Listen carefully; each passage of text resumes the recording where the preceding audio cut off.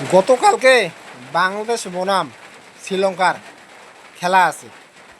আমি বসলাম টিভির কাছে।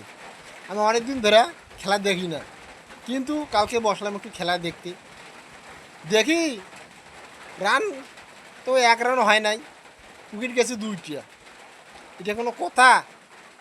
আমাদের বাংলাদেশ খেলোয়াড়রা কি খেলে, মনে হয় তারা বেশি খাওয়া দাওয়া করে না, এই জন্য আসে আর যায়।